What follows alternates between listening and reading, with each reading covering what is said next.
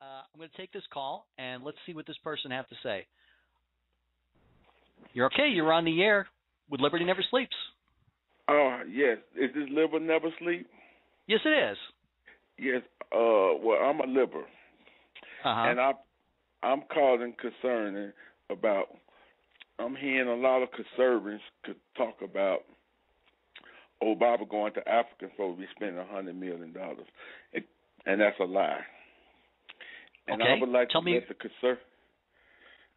I would like to let the conservatives know that the way they think and what they're doing to this country, they turned this country into a reality show state now.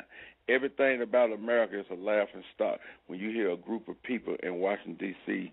who sit up and against the poor, against Spanish, against African America, and the majority of them is white men that's conservative, that destroying America with their hateful ways of thinking. So you're saying that the people that are reporting on the White House's own figures that it may cost as much as $100 million or as little as $80 million, they're all reporting that because they're racists, correct? Well, they reporting it because they listen to Fair and Balanced, Fox News. And see, they forgot George Bush went to Africa twice and spent just as much what Obama spent. But everything that what conservatives did. Well, hold on. Let me stop you there, because the figures of the $100 million come from the White House themselves and the Office of Management Budget.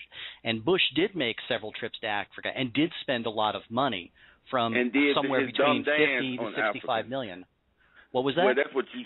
And they did this stupid dance over there in Africa. So for them to act like this, the first president ever going to Africa, things and change. But everything this man do, you conservative men got something to do, because I think y'all want a race war in America. Y'all want to see blacks and whites and Hispanics in the streets for y'all can bring your guns out, because that's what you want. I think y'all afraid. So black people y'all don't destroy America. Don't own guns, and white people want to start a race war. But so many of you conservatives want your gun, and that's all you're talking about. You want your country back. I don't own a gun, sir. I don't own a gun. What about the birth certificate and all that other stuff y'all be talking about? He's not from this I've often said on this show and in my articles that the birther argument is a non-argument.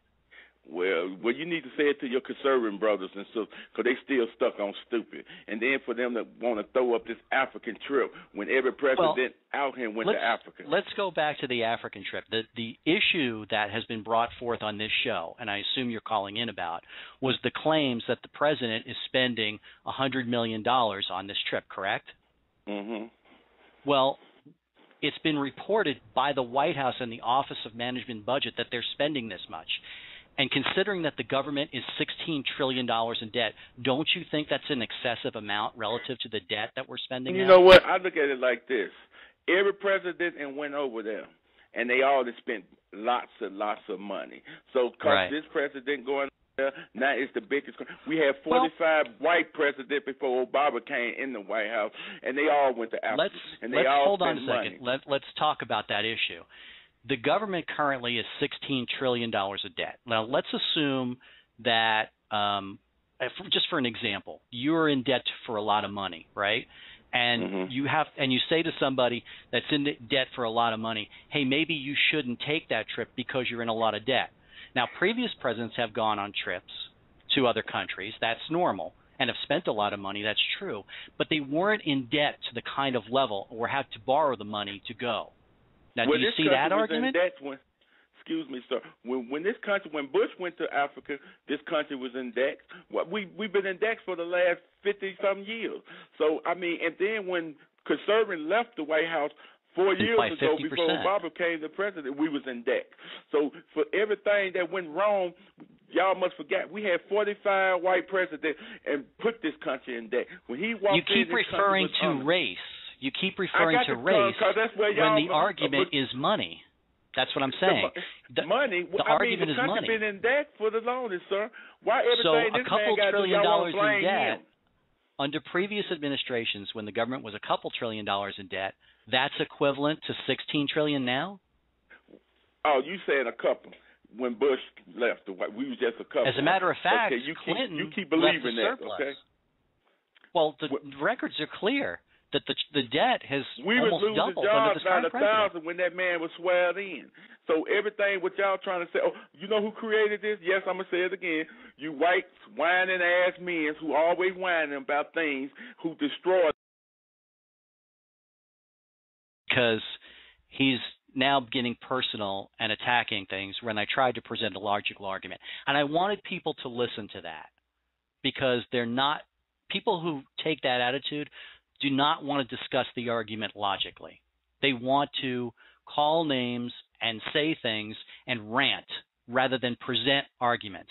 There is one thing that I try to do on this show is discuss things without getting to personal insults or calling people names by color. That is one thing that we need to avoid in this society, blaming people based on color. I have never in any show or any article ever said that I am against somebody because of the color of their skin. As a matter of fact, a couple days ago, I went into great detail about why minorities need to support conservatives, because based on the numbers, they do much better under conservative leadership.